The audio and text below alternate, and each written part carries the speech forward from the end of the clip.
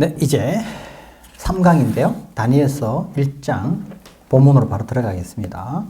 다니엘서 1장 1절에서 2절 우리 같이 읽고 본문 설명하도록 하겠습니다. 같이 한번 읽겠습니다.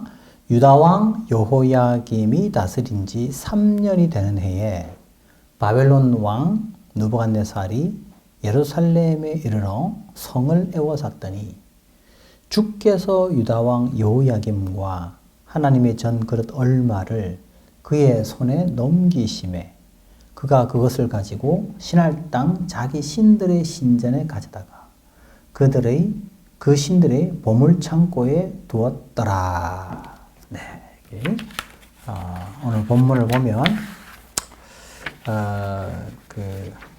여기에 보면 하나님의 이름이 오늘 보니까 이렇게 되어 있습니다.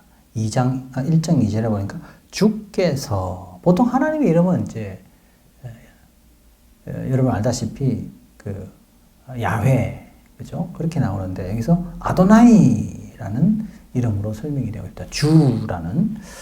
그래서 아마도 지금 현재 이 메시지를 듣는 그 청중들의 역사적 컨텍스트가 바로 이 바벨론의 포로가 되어 있는 그런 상황이거든요. 바벨론의 포로가 되어 있는 그런 상황이기 때문에 그런 바벨론의 포로로 잡혀 있는 그런 맥락 속에서 이 아도나이라는 이 표현은 이스라엘의 하나님이 단순히 이스라엘이라는 민족에만 머물러 있지 아니하고 이방의 땅까지도 하나님이 다스리고 있다는 것을 암시해주고 있다. 저는 그렇게 봅니다.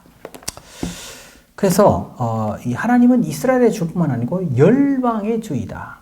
이방의 왕도 다스리는 하나님이다. 하나님의 절대적 주권이 여기서 나오죠.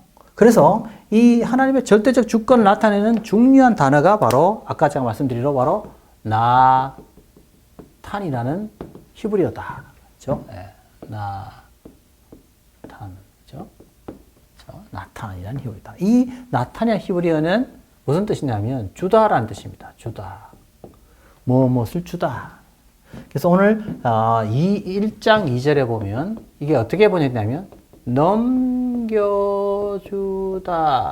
이렇게 번역이 됐어요. 넘겨주다. 넘겨주다. 잘 보십시오. 뭘 넘겨줬다는 거죠? 자, 하나님께서 누구를? 이스라엘을 누구의 손에? 바벨론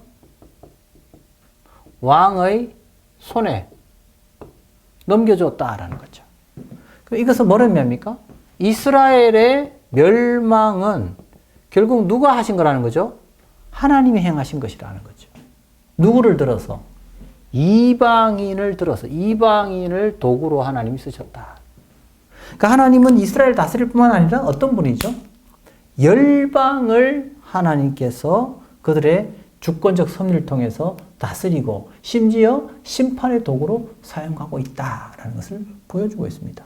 이스라엘의 멸망조차도 사실은 누가 그렇게 하신 것이냐? 하나님이 그렇게 하신 것이다 라는 것을 의미합니다. 물론 하나님께서 도구로 썼다고 해서 그들의 죄까지도 하나님 짓겠다 이렇게 생각하면 안 되고 하나님께서 그들의 죄를 허용하시는 거죠. 그러나 이방인들의 죄조차도 하나님이 그렇게 하셨다 그렇게 생각하면 안 됩니다. 그건 아니고 그러나 그 이방인들조차도 하나님의 주권적인 섭리의 통치 아래 놓여 있다. 즉 이스라엘을 하나님은 멸망시키기 위하여 하나님은 누구를 들어 사용하셨느냐? 바벨론 왕을 하나님께서 심판의 도구로 사용하셨다라는 것을 보여주고 있다. 그렇죠? 아주 놀라운 그런 그 표현입니다. 그래서 다니엘서의 핵심 주제가 뭐겠어요? 그래서 다니엘서의 핵심 주제.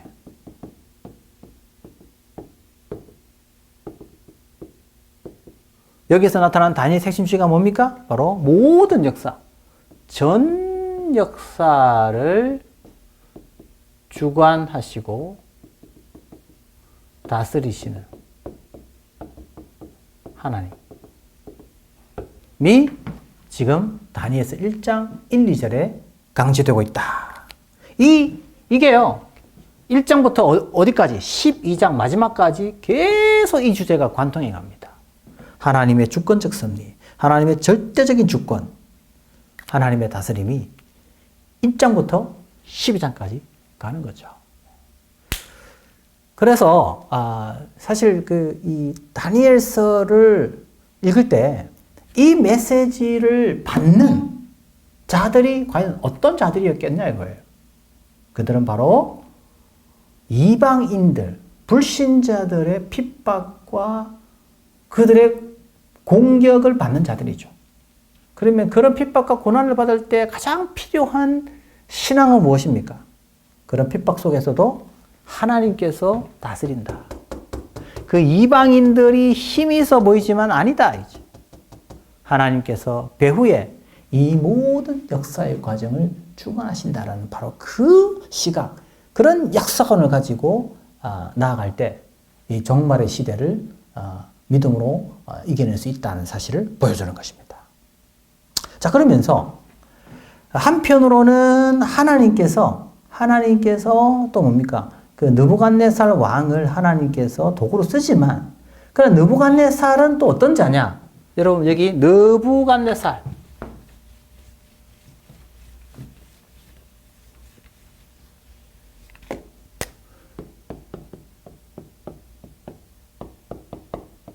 느부갓네살이라는 왕이 여기에 나옵니다. 여기서 이제 느부죠. 느부.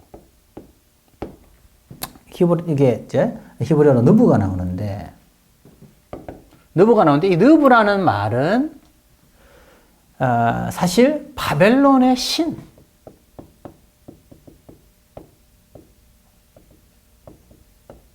신의 이름을 반영합니다. 느부. 그래서 느부, 나보. 그래서 바벨론 왕의 마지막 왕이 뭐라 그랬죠? 나보니드스. 그러니까 나보, 느보 다 비슷한 거예요. 그들이 믿고 있는 신들의 이름을 반영하고 있다. 이렇게 볼 수 있습니다. 그래서 이제 뭐 어떤 학자들은 이 나보, 느부는 말둑의 자식이다. 그래서 뭐 그렇게 봅니다. 말둑, 그 다음에 느부, 이게 같은 이제 바벨론의 신들을 반영하는 거다. 그래서 느부갓네살의 아들의 이름이 뭐냐면 아멜말둑입니다. 아멜말둑. 다 이제 서로 신들과 관련되어 있는 것이죠. 그래서 어떤 의미에서는 하나님께서 느부갓네살을 도구로 사용하지만 또 한편으로는 느부갓네살 자체는 하나님을 대항하는 악의 세력으로 나타나고 있다. 이렇게 볼 수 있습니다.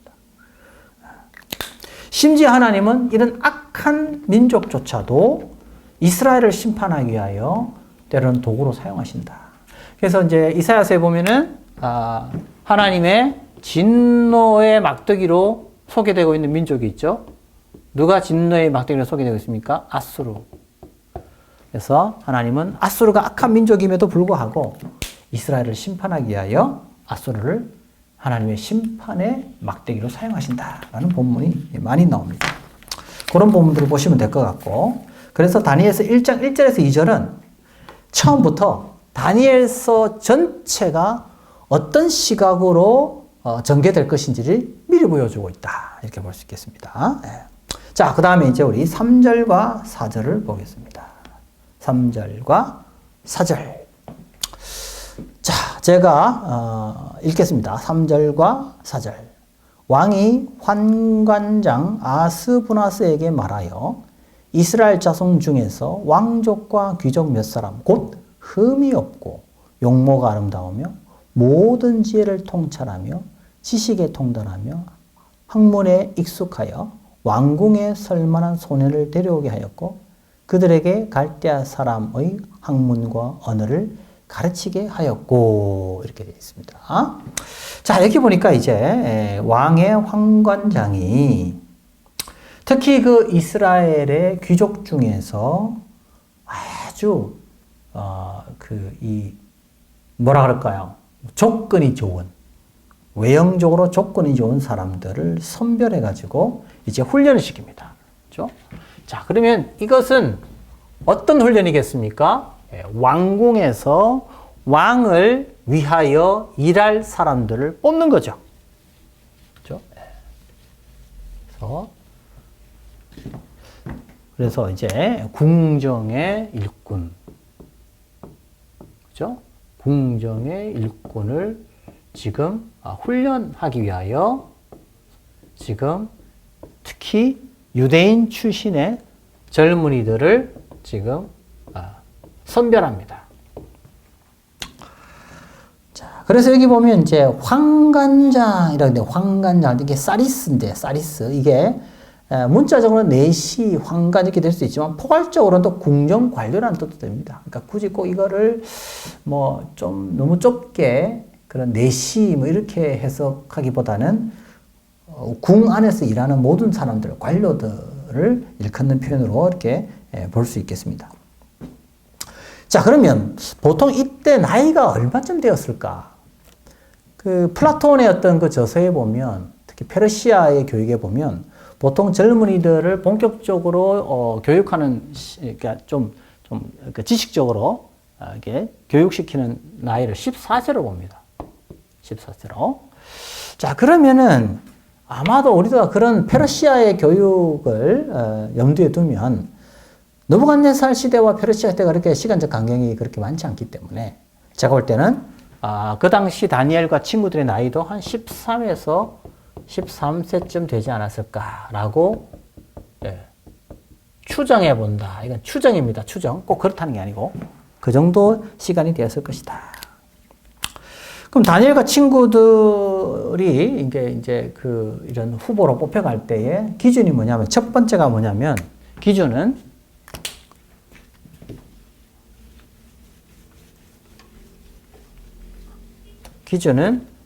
선별 기준. 첫 번째는 뭐죠? 신체적 조건. 그렇죠? 신체적으로 굉장히 흠이 없어야 됐다라는 거죠.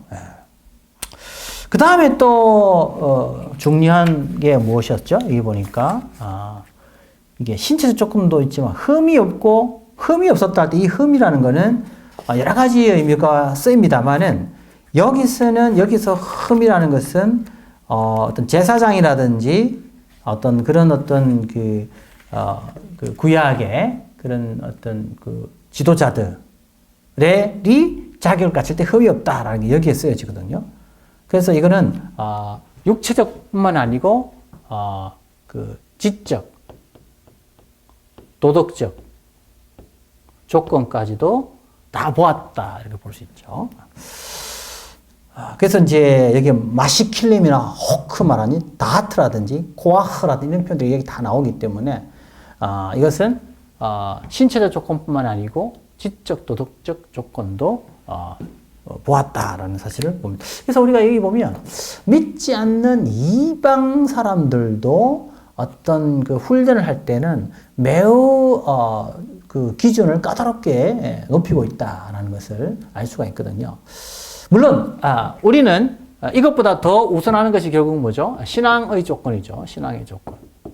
이 사람이 신앙을 제대로 가지고 있나. 근데 이제 이 신앙의 조건하고 이런 신체적 조건하고 지적 조건을 이렇게 너무 따로따로 떼서 볼 필요는 없다. 저는 그렇게 생각합니다. 예를 들어서 물론 태어날 때부터 신체적 장애를 안고 있으면 그런 사람들은 차별해서는 안 되죠. 그러나 우리가 하나님의 사역을 감당하려면 또 뭐죠? 우리의 이 신체적 어떤 신체에 대한 부분도 잘 관리할 수 있어야 돼요. 그러니까 자기 몸을 함부로 다루고 자기 몸 관리를 제대로 못하는 사람이 과연 리더가 될 수 있는가? 이것도 한번 퀘스천 마크잖아요. 그 다음에 또 뭐죠? 단순히 몸뿐만 아니고 정서적으로도 우리가 지적으로도 훈련을 많이 해야 된다. 그래서 다른 예를 들어서 어떤 분들은 기도만 열심히 하면 된다. 그건 아니죠.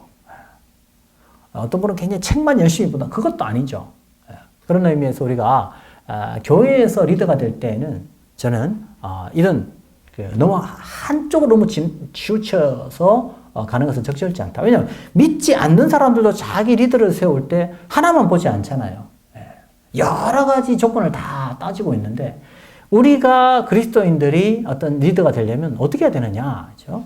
물론 제일 중요한 건 신앙이죠. 하나님을 잘 믿는데 하나님을 잘 믿는 믿음이라는 게 그게 어떻게 우리의 생활과 우리의 삶 속에 다 연결이 돼야 된다. 자기 관리를 철저히 할 수 있는 것으로. 자, 그 다음에 우리 5절을 한번 보겠습니다. 5절 같이 한번 읽겠습니다. 시작. 또 왕이 지정하여 그들에게 왕의 음식과 그가 마시는 포도주에서 날마다 쓸 것을 주어 3년을 기르게 하였으니 그 후에 그들은 왕 앞에 서게 될 것이더라. 자, 여기서 이제 5절부터 5절에 이제 뭐가 됩니까? 문제의 발단을 암시하고 있습니다. 문제의 암시. 어떤 문제가 곧 발생할 것이라는 사실을 문제의 발단이 지금 암시되고 있다. 자, 왕은 자기의 그 궁정에서 일할 사람들을 이제는 훈련시키는 과정이니까 거기에 상당한 어떤 그 애착을 가지고 있다는 걸 알 수 있죠. 그래서 어떻게 하죠? 그냥 음식을 그냥 주는 게 아니죠. 어떻게 해요? 오늘 본문에 보니까 왕의 음식을 대접받는다는 거죠. 왕이 먹는 음식을 먹는다. 그 다음에 또 왕이 마시는 포도주를 마신다. 먹을 수 있다. 이건 엄청난 특권과 혜택이죠. 이것은 느부갓네살 왕이 지금 이 그 훈련의 과정을 얼마나 중요하게 여겼는지를 알 수가 있다. 그러니까요, 사실 이렇게 믿지 않는 왕들도 어떤 그 일꾼을 훈련할 때 이 정도의 그죠 에너지와 관심을 보이지 않습니까? 네. 하물며 우리 믿음의 그죠 일꾼을 키울 때는 우리가 어디에 초점을 맞춰야 되겠습니까? 그래서 우리가 특히 주일학교 어린 아이들을 교육하는 데 있어서는 믿는 사람들은 이런 믿지 않는 사람보다 더 적극적으로 더 많은 관심을 가지고 우리가 후원해야 되겠다 생각을 해봅니다. 자, 그런데 여기에 문제가 뭐냐? 바로 여기에 있어요. 이 왕의 음식과 포도주가 결국 어떻게 됩니까? 이 다니엘과 그의 친구들에게 큰 문제로 다가오게 됩니다. 특히 여기 왕의 음식이라는 이 히브리어는 파트박인데, 파트박. 그죠? 파트박. 그죠? 이, 파트박. 그죠? 예, 파트박.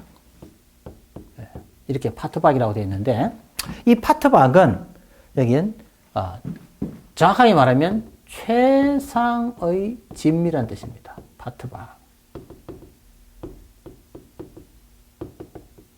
히브리어로 파트박은 최상의 진미. 이 최상의 진미라는 것은 결국 뭐라면요?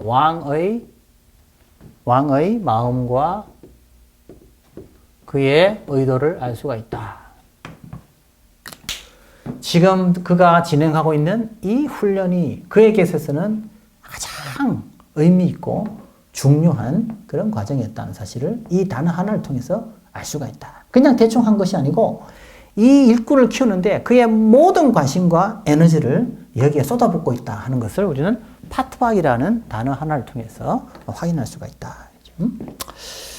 자, 그러면 이제 6절에서 7절 한번 읽겠습니다. 그들 가운데에는 유다 자손 곧 다니엘과 하나냐와 미사엘과 아사랴가 있었더니 환관장이 그들의 이름을 고쳐 다니엘은 벨드사살이라 하고 하나냐는 사드락이라 하고 미사엘은 메삭이라 하고 아사랴는 아벤누고라 했더라.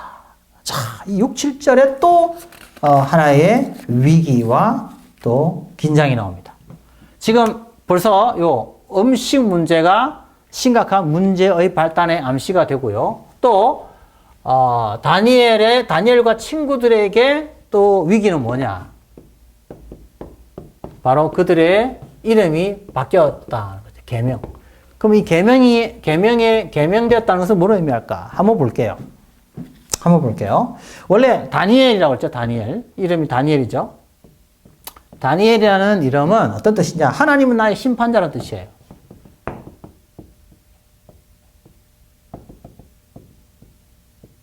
하나님은 나의 심판자라는 뜻인데 이게 뭐로 바뀌었어요? 벨드사살로 바뀌어요. 벨드사살. 이게 무슨 뜻이냐면 그의 생명을 지키소서 이런 뜻을 담고 있다고 합니다. 특히 여기 벨이라는 말은, 벨은 이 그가 누구냐? 이 벨은 이 바벨론의 왕의 이름 가운데 하나로 그렇게 알려져 있습니다. 벨. 그래서 이제 이사야 46장 1절에서 2절에 보면 또 벨이라는 단어가 나오는데 이것도 바벨론의 신 가운데 하나로 나옵니다. 그러니까 하나님을 믿는 이 다니엘을 바벨론 신 벨을 향하여 기도하는 사람으로 바꿔버렸어요. 하나님을 향하여 기도하고 하나님의 절대적 주권을 믿는 이 다니엘을 바벨론 신 벨을 향하여 기도하는 사람의 이름으로 바꿔버렸다는 거예요. 그러니까 여러분, 이름이라는 게 결국 뭐를 의미하죠? 이름은 그의 뭐죠? 정체성입니다. 이름은 그의 정체성입니다. 그러니까 이름을 통해서 그의 정체성이 규정되는 거죠. 자기가 누구인가. 그래서 가장 힘든 건 뭐죠? 이름이 없는 것이 가장 힘듭니다. 왜? 그것은 자기의 존재가 무엇인지를 규정받지 못하는 거잖아요. 그래서 참 제가 볼 때는 제일 안타까운 것 중에 하나가 바로 뭐냐면은, 여러분 저기 교도소 가면은 번호로 나오잖아요. 그거 참 정말 슬픈 일이에요. 자기의 이름이 불려지지 않는다는 것은 자기 존재 자체에 대한 가치가 부정당하는 거거든요. 그만큼 이제 그 죄를 지었을 때는 자기를 돌아보면서 자기의 존재의 이름의 가치를 회복하기 위해서 그 기간 동안 많은 노력을 하고 훈련을 해야 되겠죠. 다시는 그런 죄를 짓지 않고 이전처럼 그렇게 사람들로부터 존중받을 수 있는 자기의 그 이름을 가진 인격체로서의 회복을 위해서 노력을 해야 됩니다. 자, 그러면 이제 또 두 번째 누구죠? 다니엘 친구, 다니엘과 그 다음에 하나냐, 그죠? 하나냐, 하나냐, 그죠? 원래 하나니아죠. 친구 하나니아. 이게 무슨 뜻이냐면, 이거는 하나니아는 여호와는 은혜로우시다라는 뜻이에요. 여호와는 은혜로우시다. 여호와는 은혜로우시다. 은혜로우시다. 이것도 역시 여호와가 중심이 되고 있어요. 그죠? 하나님은 심판자라는 뜻이 다니엘인데, 하나니아라는 뜻은 여호와는 은혜로우시다. 근데 이 하나니아 이름이 어떻게 바뀌냐? 사드락으로 바뀌어요. 사드락. 이 사드락이라는 말은 뭐냐면 아쿠의 명령이라는 뜻이에요. 아쿠의 명령. 이 아쿠는 신의 이름이에요. 특히 태양신. 그래서 사드락도 역시 그 태양신과 관련된 이름으로 바꿔버렸다. 그 다음에 이제 또 친구가 누가 있습니까? 미사엘이라는 친구가 있죠. 미사엘도 무슨 뜻이냐 하면 하나님은 누구신가?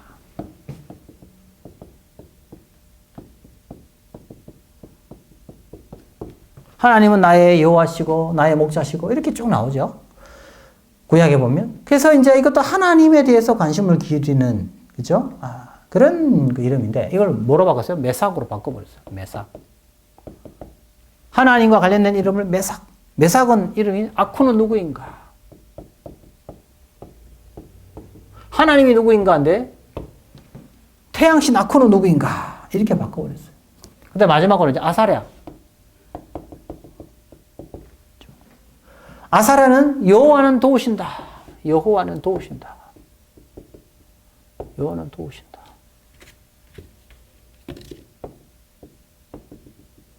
여호와는 도우신다는 뜻이 아사랴예요. 근데 이걸 어떻게 바꿨어요? 아벤누고로 바꿨어요. 아벤누고. 자, 여기서 아까 느고, 이것도 뭐가 비슷해요? 느보. 그죠? 나부. 다 비슷하죠. 바벨론의 신의 이름이에요. 자, 그래서 이처럼 다니엘과 친구들의 이름을 바꾸었다는 것은 무슨 위기가 온 거죠? 정체성의 위기. 그러면 그들의 정체성은 뭐죠? 그들의 정체성. 하나님의 언약 백성으로서의 정체성이죠. 그러므로 묵시의 시대에 가장 큰 위기 가운데 하나는 뭐죠? 그들의 정체성이 부정당하는 그런 위기가 온다는 거죠. 다시 말해서 하나님을 믿는 언약 백성으로서의 부정되는 위기. 그렇죠? 마치 이름이 없으면, 번호가 나오면 이름이 있는 저 사람들과는 다른 존재처럼 취급당하는 것처럼 지금 하나님을 믿는 자들의 그 이름이 부정당하고 이방인들을 가리키는 단어가 그들의 이름으로 규정되었다는 사실은 그들의 이 정체성이 이제는 심각한 위기에 봉착했다. 다시 하나님을 믿는 언약 백성으로서의 정체성이 지금 부정당할 수 있는 위기에 봉착해 있다라는 것을 알 수가 있죠. 자, 이것을 무너뜨리는 하나의 중요한 그 도전이 무엇으로 나타날까요? 그래서 그들의 정체성을 무너뜨리는 하나의 도전이 무엇으로 나타나냐? 바로 음식이라는 것을 통해서 지금 나타난다는 거죠. 오늘날 우리가요, 이런 정체성의 위기를 많이 겪거든요, 정체성. 이 정체성에 많이 도전이 오는데, 그런 정체성의 도전 가운데 하나가 여러 가지가 있겠죠. 네, 그렇죠? 어떤 게 있을까요? 내가 그리스도인으로서 나타내는 나의 정체성. 사람마다 다 다르죠. 어떤 사람은 나는 주일 성소. 중요하다. 또, 주일 성소도 또 하지만 또 어떤 사람은 특별히 나는, 이 술을 먹지 않겠다. 술은 하나님을 믿는데 상당한 걸림돌이 되기 때문에 나는 먹지 않겠다. 이렇게 이제 자기 스스로를 중요하게 여기는 그런 자기의 어떤 그 언약 백성으로의 정체성에 중요한 어떤 그런 자기의 삶의 패턴들이 있을 거예요. 예. 예. 그죠? 그런 것들이 이제 굉장히 중요합니다. 근데 이런 것들을 이제 무너뜨려서 공격해 오는 거죠. 예. 그래서 주일날 교회 못 가게 한다든지, 자기는 술, 담배를 하지 않는데 술, 담배를 하게 한다든지, 혹은 나는 순결을 지킨다. 하나님의 언약의 백성으로서의 표지 가운데 하나가 나는 순결이 됐을 때 와서 이제 또 유혹을 하는 거죠. 그렇죠? 막 이렇게 우리의 순결을 무너뜨릴 수 있는 그런. 또 어떤 사람은 나는 그리스도인으로서 나는 절대로 나는 뇌물을 받지 않는다. 이런 자기 나름의 어떤 그런 정체성으로서 중요한 삶의 패턴이 있는데 그걸 유혹이 오는 거죠. 야, 이번에 네가 출세해야 되지 않겠어? 야, 이번에 눈 딱 감고 상관에게 그냥 봉투 하나 올려봐. 그러면 바로 다음에 너 이제 진급되면 그만큼 너 연봉이 올라가니까 너 뇌물 그거 살짝 내는 것보다 엄청나게 더 많은 혜택이 너에게 오지 않겠어? 이런 유혹이 올 수 있다는 거예요. 혹은 또 저는 잘 모르지만 주식을 하는 사람들에게 있어서는 또 그죠? 내부 그런 거래, 이 주식이 어떻게 될 건지를 미리 서로가 짜고 올리고 내리고를 미리 알고 배팅을 하고 이런 것들이 과연 그죠? 하나님의 언약의 백성으로서는 이거 받아들일 수 없는 일들이란 말이죠. 그래서 우리는 하나님의 언약의 백성으로서 나의 정체성을 나타내주는 중요한 어떤 삶의 패턴들이 있을 거예요. 근데 이런 패턴들을 무너뜨릴 수 있는, 무너뜨리려고 하는 유혹들이 올 수 있다 이거죠. 다니엘과 친구들에게 있어서는 그들의 정체성을 흔드는 유혹이 무엇이었느냐? 바로 음식의 문제였다. 그러니까 음식의 문제를 무엇으로 연결시켜야 돼요? 정체성의 문제와 연결시켜야 된다. 그런데 안타까운 것은 다니엘서 이 1장을 가지고 어떤 분들은 이걸 건강의 이슈와 연결시켜서 설교하시는 분들이 있습니다. 죄송하지만 대단히 유감스러운 그런 해석입니다.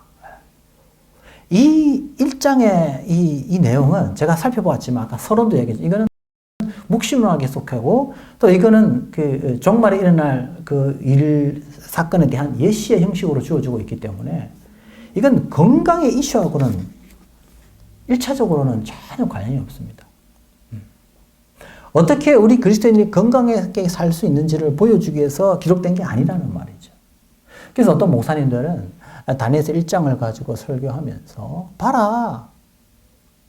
육식을 하지 않고 채식을 하니까 다니엘의 얼굴이 더 좋아지지 않았냐. 그러니까 채식을 하면 여러분이 건강해진다. 그걸 지금 다니엘서 1장을 통해서 하나님 우리에게 깨닫게 해주시는 것이다. 라고 설교하시면 그게 다니엘서 1장에서 말하고자 하는 원래의 다니엘의 의도가 아니라는 겁니다. 오해가 없으셨으면 좋겠어요. 저도 개인적으로 육식을 많이 하는 것보다 채식을 하는 것이 건강에 이롭죠.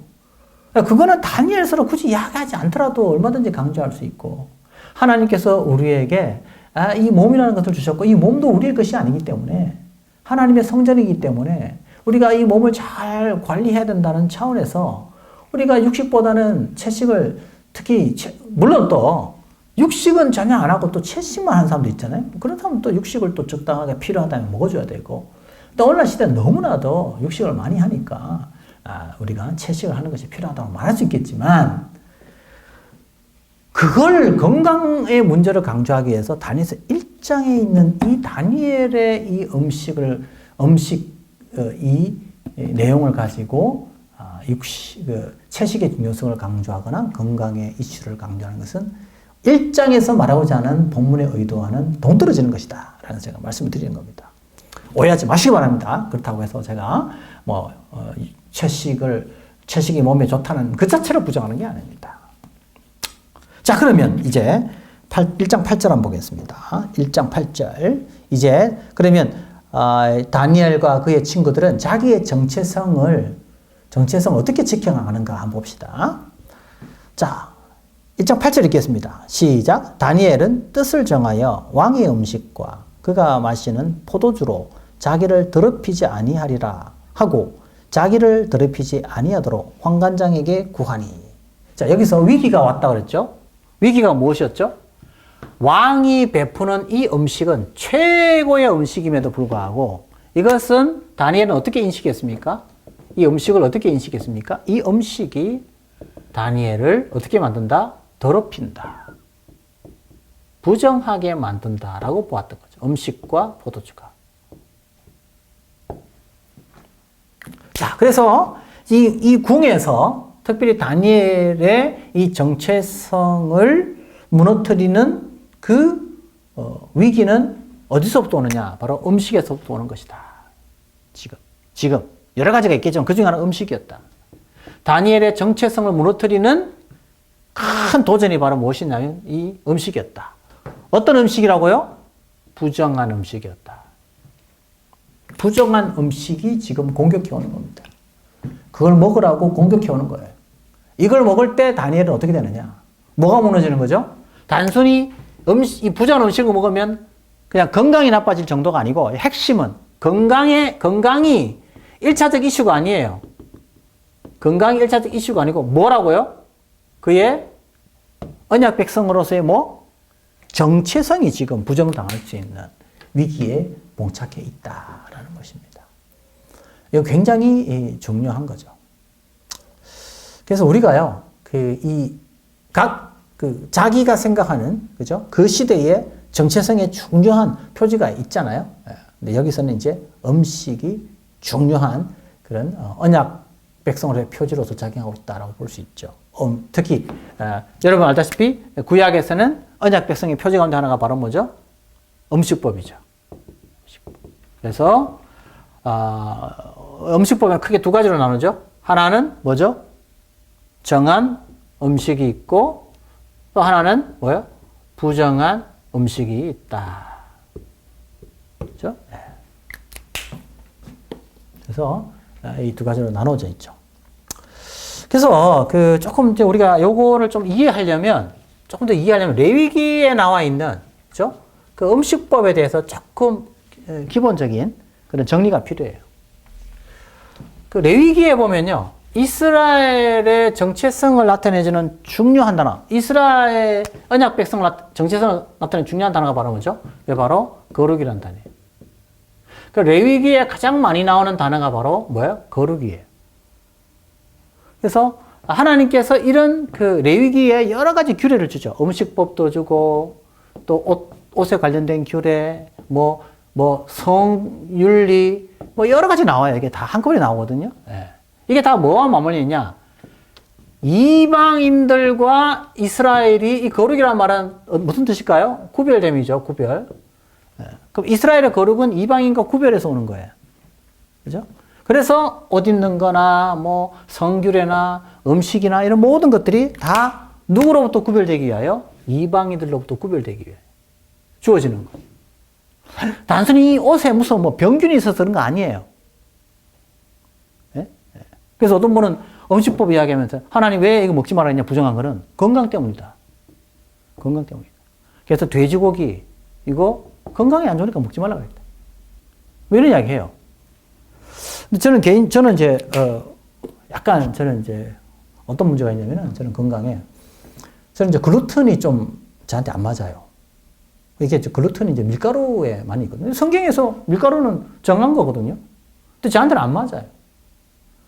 그러니까 꼭 이게 성경에서 정한 음식이라 그러면 다 건강에 맞아야 될 거 아니에요. 특히 안 맞는 수도 있다 이거죠. 그러니까 어떤 사람은 돼지고기가 건강에 맞는 사람이 있을 수 있어요. 네. 어떤 사람은 또 이게 소고기 안 맞을 수도 있고. 네. 이게 상황이 다르거든요. 그리고 또 여러분 알다시피 또 그 사람 따라서 이 음식의 건강은 다 다를 수 있습니다. 그래서 이 건강 때문에 하나님께서 부정한 음식을 먹지 말라 했다. 이것은요, 사실은 요즘은 그 받아들이기 참 어렵습니다. 그러면 뭐냐? 이 건강의 이슈가 아니라는 거죠. 뭐 때문이죠? 아까 말한 대로 이방인과의 구별됨에 있다는 거죠.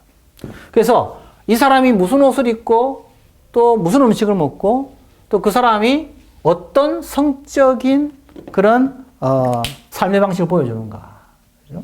그 이방인들은 그냥 성적으로 많이 개방되어 있고. 됐습니다.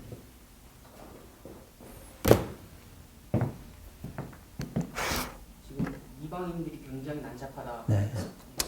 자, 그래서 이 성뿐만 아니고 옷, 특히 음식 같은 경우가 이게 이스라엘인지 이방인지를 금방 구별시켜주는 중요한 어떤 그 표지로 작용합니다. 정체성의 표지로.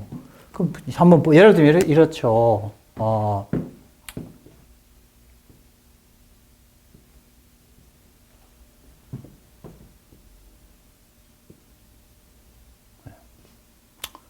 자, 여기 보면 여기 보면 이스라엘은 주로 어떨까요? 이스라엘은 제사장이 있을 거고, 그 다음에 이스라엘이 있을 거죠.